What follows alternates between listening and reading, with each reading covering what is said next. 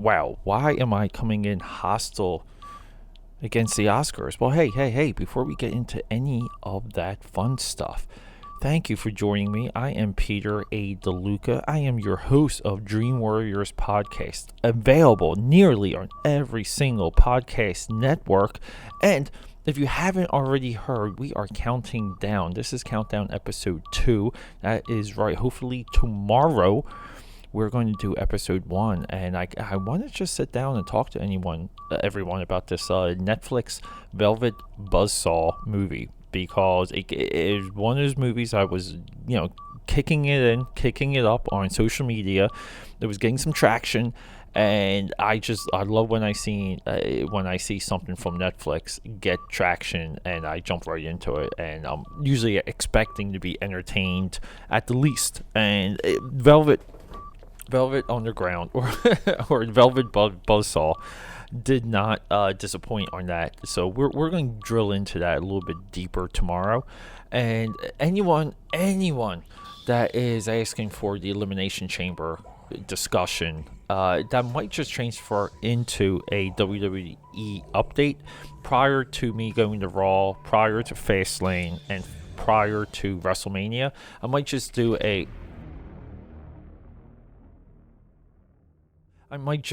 a current state of the union when it comes to WWE. Just both brands, even NXT, and just go through like the highs and lows, and just do some quick takes on how I'm seeing things, and passionately mulling over discussing what is my favorite and why, because WWE is that divisive, and I love it because of that. WWE collectively cannot make everyone happy all the time, and they seem to know it. No one else does, but maybe me. But anyway, we're talking the Oscars, and holy crap, I have to say, I'm not sure. I think I watched the Oscars last year, or attempted to, for Dream Warriors as well. But this year I sat through all of it. Even caught a little bit of the red carpet. The red carpet ritual has eroded. I used to actually watch it. I remember like when E was kicking it in, when E was everything, when E did all the pre-award shows, and then they would have Howard Stern, not on the award shows, just the Howard Stern program. And they had like almost like this late night edge. They had Talk Soup. E was lit. They just had a collection of content that was really about the culture, and then I guess E, as a network, shifted into creating the culture that they were commentating on. And hey, whatever. Like they became the Kardashian network, and more power to all people involved with the Kardashians, because they truly built an empire on top of an empire. And it's when you drill into the mechanics of how that happened for them, it's nothing but fascinating, and it's nothing but, hey, high five, big thumbs up, because they're doing family wise what so many families try and do. And I believe there's more lessons to be taken away from the Kardashians when it comes to legacy and family building than people give it credit for and knock it. But anyway, that's a little bit of a side tangent. Maybe one day we'll have a Pete's hot take on the Kardashians episode with some history. So the red carpet for the Oscars, it's people, like, they fight tooth and nail to get a glimpse of an actor. Mostly an actor, mostly an actress. No one cares about the cinematographers. And to see what they're wearing to get a picture. And it's a little bit of one-upsmanship. So you kind of have like 3 rules of thought when it comes to what you're going to wear to the red carpet. One's going to be classic, streamlined, but updated. And, we get a lot of the men doing this with just straight up tuxes. Aquaman last night was wearing like almost like a pink suede tux, and I kind of looked like he had a crunchy. Jason Momoa had a scrunchy. I wonder if he had a banana clip too. So like, we get things like that. And then we get like the experiment, which is just something completely ridiculous. And we got that last night too. I believe a guy, I don't know who it was, showed up in a complete tuxedo gown. So the belly button up was tuxedo, and the belly button to the ankles was a ballroom gown. All black though. It's kind of like something to see, but anyway. And I think he was getting credit for hashtag doing your own thing. You be you. And there's no way he could ever be faulted for that. And then you have the train wrecks. Chadwick Boseman last night with his weird getup. He had tails, but had like a long scarf.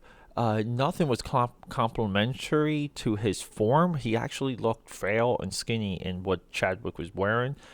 And then when it comes to the women, we kind of have, again, we have an experiment, we have classic, but then we also have almost like a nothing, like a pit pat, like a dressing down. And the dress down Oscar take definitely came from Sharon Stone. Sharon Stone showed up in guest gear and everyone like flipped out. And for a version of that, this year was definitely Charlize Theron, who was in she almost looked like Seven of Nine from Star Trek, but she was in a completely dressed down, streamlined version of a gown that was gray. That it was form fitting, but it was strictly that. It had nothing else to it. I think she looked the best the entire night. And then we had a couple razzle dazzle dresses, and then we had like a couple nice black streamlined dresses. I should have taken a couple notes on exactly what I liked from that, but I don't think we listened to Dream Warriors in the hopes of Side note: my microphone sound wave just went up. What are we doing here? Am I getting full volume here? I don't think I may not be getting full volume. Everyone, I apologize. I apologize if I'm coming in low. But anyway, yeah. So when it comes to all of that stuff, okay, my volume's looking good now. We may have some sound issues earlier in this episode, but I'll do my best through the editing to fix that. But okay, so when it comes to the Oscars, where did I fall off? Where did I begin to get disenchanted with everything that was happening? And I still go back. I will move right back to the moment, because I do have it up here. And it's going to be when Shakespeare in Love won. And Shakespeare in Love won in 1998. And I was just coming out of high school at that point. So this was like a formative year for me, where I was mostly working in kitchens and drawing. Kind of on and off with women. There was a few. If I go see who's who and what year was which gets a little bit cloudy in my eyes, but no, in my mind. So it's hard for me to exactly line up. But as far as I understand it or remember, there was no one that was a pure standout. I may have had a girlfriend at that point. I want to say maybe between 99 and 2000. Began to have almost like my first serious girlfriend. But Shakespeare in Love won over Saving Private Ryan. And Saving Private Ryan still holds to one of the greatest sequences when it comes to war and what the threat of life and death and just having a hopeless situation put in front of you. There's no situation that is portrayed as accurately as the beginning of Saving Private Ryan. But Saving Private Ryan as a movie does have an arc.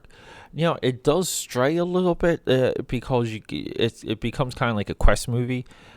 But the grittiness, the rawness, the again, the slow execution of the squad one by one.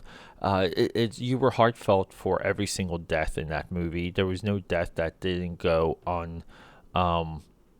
like on felt, you really experienced a lot while watching that movie. And, the Weinstein and Co. with Miramax came in with like a complete upset, complete shocker with Shakespeare in Love. Now, when we talk about the Oscars in the 90s, this is the second best block in Oscar history.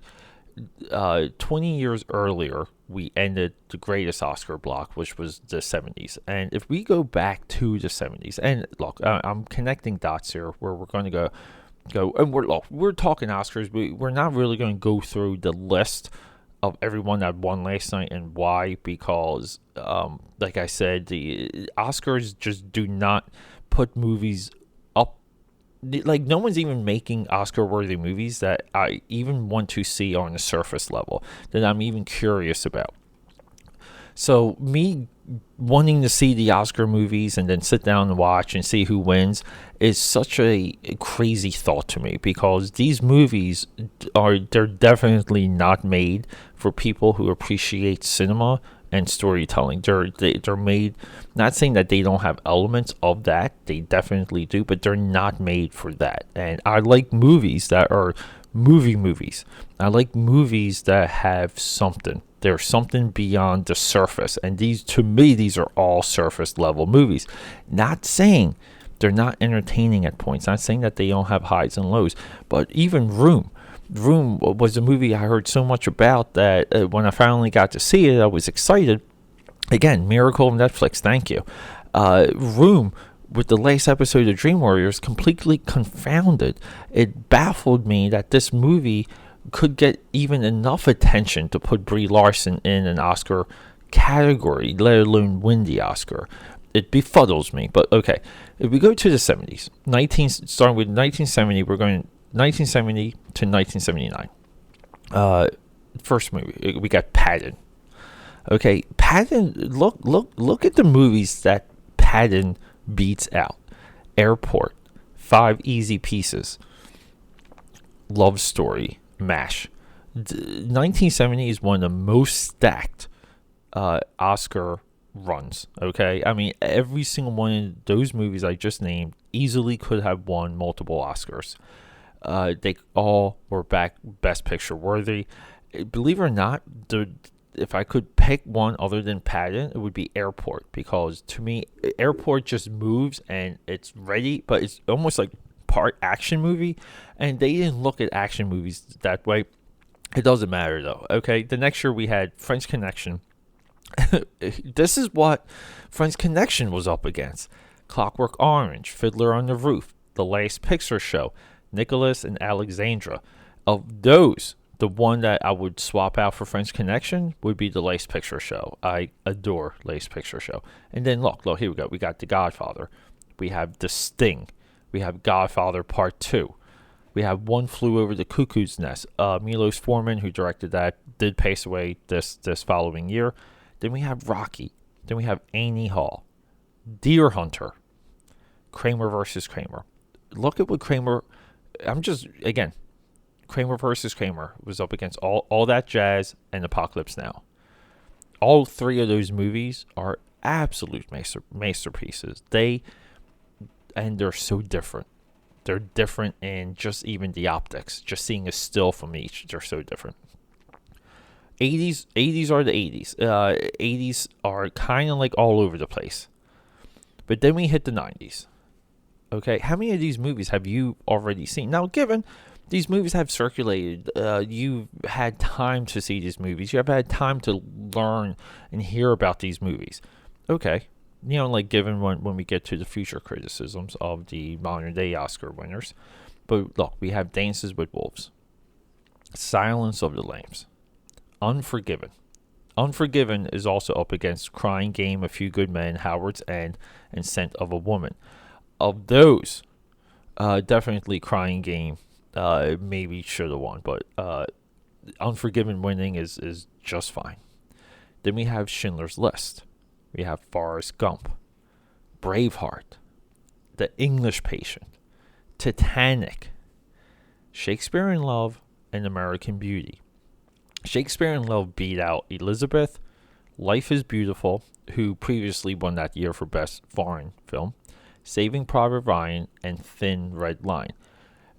I would have been more than happy if Saving Private Ryan won. Spielberg won that year also, but Thin Red Line is legit. And if Thin Red Line was the upset, I would have been great with that, because Thin Red Line is just poetry. It's poetry. It's not even cinema. It's just poetry. Okay, and then look, we hit the 2000s. 2000s are so much like the 80s. It just seems all over the place. But let's hit the 2010s. Because now we're nominating 10 or, we're nominating up to 10 movies. Okay, so we have The King's Speech, who was up against Toy Story 3. Like, what is that all about? Who right now is watching The King's Speech? I know people watching Forrest Gump. Then we have The Artist. Okay, silent movie, needs to come in every once in a while. Same as a musical. You can argue that 2011 had a very low year. It was a lowly year. So the most artistic movie winning that people seem to maybe like, that maybe had some box office traction, sure, give it to The Artist. Then we have Argo. Okay. Like Argo kind of up against the Django Unchained, Zero Dark 30. I don't know. The Django Unchained was, again, visceral. And that movie held you at times. It literally held you. Argo, there's nothing there's Zero Dark 30, even Silver Linings Playbook, even Life of Pi, and the Django Unchained. I remember those movies all the way through, and there's scenes that stand out. There's moments that stand out. Life of Pi, too. Masterpiece.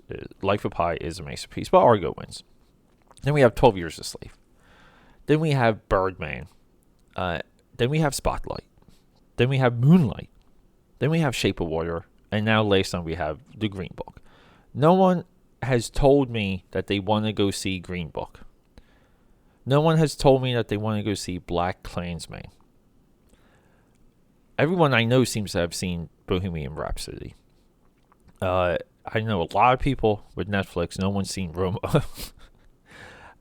And everyone I know seems to have seen A Star is Born. Now, for this year, A Star is Born definitely seemed to be the movie.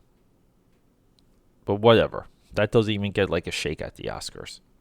Last year, for The Shape of Water, everything seemed to be marching towards The Room at one point. And that was completely just left off the radar. There's few movies here that I think people want to see, even if they're stacked. Even if we go through 10 nominations. There's few movies here that are being continuously consumed, analyzed, and thought through. Look, if we go to the 2000s, so we still have Gladiator, A Beautiful Mind, Chicago, Return of the King, $1 Million Baby, Crash, Departed, No Country for Old Men, Slumdog Millionaire, and Hurt Locker. Now, you can say the top stack of that, from Gladiator, Beautiful Mind, Chicago, Return of the King, people are still watching those movies right now. DVDs are still selling. People seem to be excited if they're available on stream. $1 Million Baby, Crash, Departed. Departed is becoming like another, Goodfellas. But then we have $1 Million Baby, Crash, No Country for Old Men, Slumdog Millionaire, and Hurt Locker. No one really seems to be interested in these movies at all. 2009 was Hurt Locker. It definitely should have went to James Cameron for Avatar. I'm completely whatever. It should have went. And then we had like even 2007, No Country for Old Men wins, but it's up against Atonement, Juno, Michael Clayton, and There Will Be Blood. In no way is No Country for Old Men comparable to There Will Be Blood, because one is a well-made movie, but the other is a movie. It's an experience. Okay, one is like a movie. It's cinema. It's alter. It is a single vision. It gives you everything a film could. That's There Will Be Blood. I just view the competition and what's stacked up against these movies for. I mean, like, even technically, Lord of the Rings could have swept like 3 years. Return of the King, the Two Towers. Two Towers versus Chicago. I don't know. I would watch Two Towers any day of the week over Two Towers. Over Chicago. Gangs in New York was 2002 also. Gangs in New York would have won if it stuck its ending. The ending for Gangs definitely, blah. And then we have Beautiful Mind. Okay, so Beautiful Mind's great.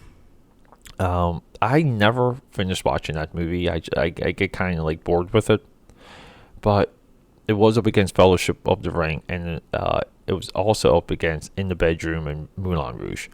In the Bedroom, I 100% love that movie, and then Moulin Rouge, but Baz Luhrmann from Romeo and Juliet. I would have loved it if Moulin Rouge won in 2001. But again, when we hit the modern day movies, I really never even cared about Shape of Water. When it comes to last year nominees, the only one that stood out that I just wanted to see, just boom, as I heard about it, was Phantom Thread. Boom. Okay, Moonlight wins. I don't know. Arrival, Hacksaw Ridge, Hell or High Water. La La Land. La La Land, I thought did not have a point. You can go back on Dream Warriors to go through that episode. That might have been that episode may have been in the 60s. The year that Spotlight wins, 2015. We're going back a couple years. The Revenant loses. We have Mad Max Fury Road, Bridge of Spies, which is just atrocious. It's amazing that film even got recognized. The Big Short, which is a awesome movie, but it's a filmed article. It's just an article, and it has good character actors, or everyone's playing a character in that movie. It's just fun to watch. But The Big Short, no way is Oscar worthy at all. So even in 2015, The Revenant seems the only movie that is a experience. Whatever. Like, it's just these Oscars. The idea of the Oscars is just becoming a joke. And last night, so we get the Captain Marvel trailer before the movie opens. Captain Marvel right now on the anticipation meter on Rotten Tomatoes is at 29%. That it dropped 31% from a week ago, or 21%. It was like 53, 54 a week ago. Now it's 29%. But we get, cool, awesome, like hype movies. Let's go see movies. But we get the Captain Marvel trailer before the Oscars start. Brie Larson and Samuel Jackson presented together later that night. Brie Larson looked stunning. She looked hot. She was incredible looking. She was probably one of the best looking females on that red carpet or during the awards. She had just like, again, razzle dazzle, silver sparkly dress. I think someone else had I think Jennifer Lopez also had a razzle dazzle dress, and one was like more proper sequence, and one was more like a mosaic sequence. It's just incredible looking. But anyway, and she looked hot. She's laughing and smiling, and I think they presented to Spike Lee, who completely Spike Lee is a literal cartoon like joke. I came and looked that guy in the face and take him seriously. I know he got upset after the award show when Green Room wins, and I ain't really looking. I just saw some of the headlines, but I guess he was pissed, and he said a couple things. They call some of the articles are headlining that he's a sore loser. Whatever, hey, it's competition. People get into it. I don't fault him for that. I would like it if he if he fully went in on Green Room. I would love it if he did that. Because, like Spike, you're showing me you have blood other than just being a political hack. You actually have feelings. You're just not repeating things for your entire career. The problem with Black Klansman is and these a lot of these movies I seem to be getting nominated, winning, and all this other stuff. Look, there was another article. I think CNN has the Academy Awards didn't have a host, but it made up for it in a night marked by inclusiveness and first. Okay, that's what CNN has. Like I get it. Like a wide range of people did seem to win last night. And that's a part of the heightened drama, staying power of the Oscars is you can always argue people really deserved it. I believe that there's absolutes when it comes to execution, and definitely, irrefutably, there is opportunities for people to wholeheartedly always deserve it. Again, like Usual Suspects winning for best screenplay. Yeah, there's no other movie that came close screenplay wise than Usual Suspect that calendar year. I apologize. Like even when it comes to Annie Hall versus Star Wars, Annie Hall definitely is it's a poignant movie. It's a movie that moves you in the way that the visceral aspect of Star Wars doesn't. Being dazzled by special effects doesn't get you the Academy Award. You have to infect the human condition and befriend the human spirit with Academy Award winning level movies. Star Wars versus Annie Hall. I'll pick Annie Hall like any day of the week. It's hard for me to even to watch Star Wars New Hope nowadays. To me, it just comes off as hokey, and they're on the desert planet like more than half the movie, and I'm just like, I'm done with this. That's why I like Force Awakens. Force Awakens at least is jumping all over the place, and we get these different environments rather quickly, and a ton of different aliens, and just like it's just fun to look at. Okay, so anyway, but like Spike Lee's only position is that he needs to make this politically driven movie to get attention and to like it would be different if he made a movie of today with a point in education to it. Because I believe movies should entertain and be educational. Those are your top two requirements for a great movie experience. Even if it's like Lord of the Rings, where it's all fake, it's all made up, but there's still things that you're learning about while you watch Lord of the Rings. And this just doesn't come from like exposition. If you want to learn about how the art world works on the highest level, Velvet Buzzsaw will educate you. It will show you that. So this is what I'm talking about. When Spike Lee makes a movie, okay, that is strictly about it's about racism in an era like if he made a movie about racism today and he says this movie was timely, people will be like, okay, awesome, fantastic, but he can't because it doesn't exist. It doesn't exist. I mean, it's not that it doesn't there. It doesn't, from person to person. Yes, it does. I believe that.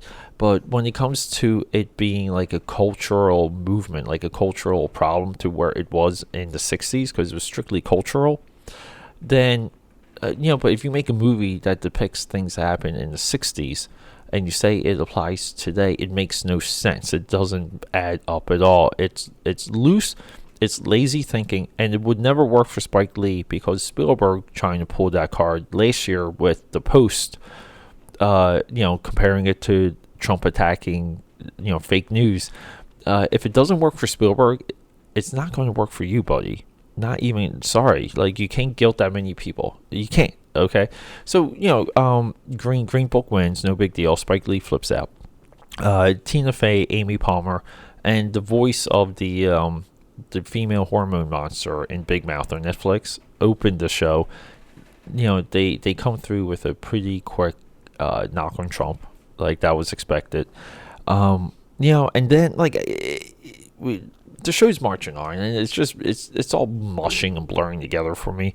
But the one little thing that really stood out was that the best documentary, or one of the best documentary nods, the Rose Ginsburg, it's called RPG, but the Rose Ginsburg documentary, I didn't even know that thing was out. Like, I even had to look it up as I was watching the ceremony. That documentary has a song, and that song was nominated for best song. because they perform the songs throughout the course of the night. All the songs always suck when it comes to Oscar songs. I did like the Star Is Born one, the Bradley Cooper one. Okay. When was the last time a documentary had a song, like a original song, let alone a original song good enough to be nominated? Like that's just so crazy to me.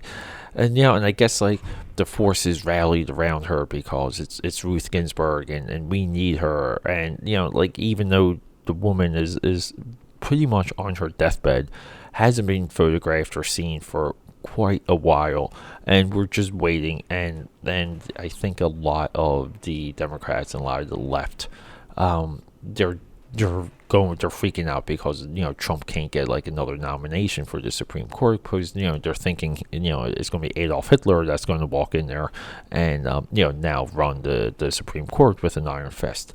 I don't really know. Look, like, those things shouldn't really even affect your product. If you're trying to make something to entertain, developing precepts and ideas of what is entertaining and poignant and educational should come first. And there's just so much today, even while I was watching the Oscars, that just doesn't seem that. I'm going to make one final point. I'm not even going to go through my notes. I'm because we're going here. We're already 31 minutes deep in the Oscar conversation. But look. The sheer idea, everyone knows I love comics, and everyone's like, oh, aren't you excited about Into the Spider-Verse and Black Panther? You could have two superhero movies win for like the first time. Okay, Into the Spider-Verse I thought was completely overhyped. Completely. If you did not know about the concepts of that movie going into it, you would not be able to watch that movie. Into the Spider-Verse is unwatchable. With that being said, is Black Panther unwatchable? It is definitely not. Okay, it is a fun, entertaining action movie. The person that won Best Costume Design was talking like Wakanda is like a real country. Leon was talking about like it's this thing, and it's like, oh my god, like no people. Wakanda is made up. Everyone. It would be great if they made a realistic movie about the trials of Africa, like, for sure, about the make a movie that educates people on why that country is in endless poverty. Okay, make a movie that shows us the parts that are good and tell us why, and even guess a little bit to why. Because you still have to make a movie. It has to be entertaining, but make it in that movie too. Show us the low. Show us why things are low in Africa. Okay, saying Black Panther is this African movie, and it's crazy. It's crazy. Wakanda is a made-up place, so anything in that place is not even an allegory. We're taking some things, some textures from reality, and we're trying to convince you it's a real place. And that's about it. But Black Panther even being nominated is so much of a joke to me. Compared to Infinity War, see, great movies are one step ahead of the audience. Now, Black Panther had a good ending, and they had a good hook by the end, but it was still Black Panther versus Black Panther at the end of that movie. The technology and the economy of Wakanda was very loosely explained. There was just no.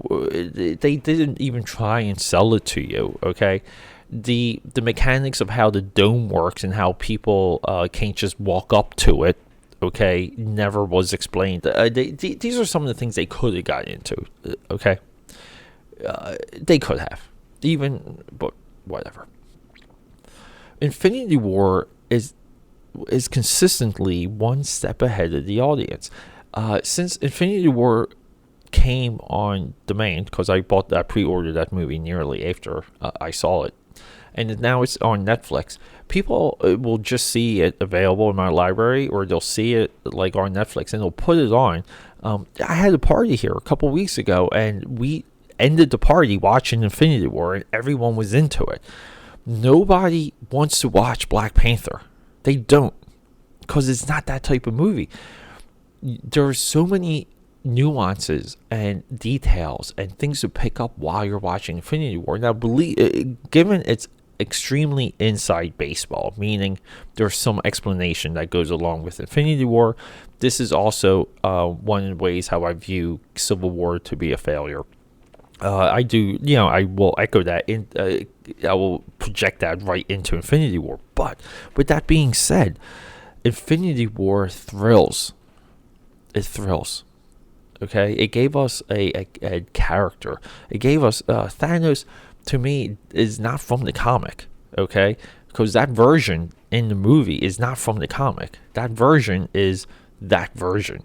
Okay, they created a new Thanos and made it better than anything in the comic. I am sorry, but the Black Panther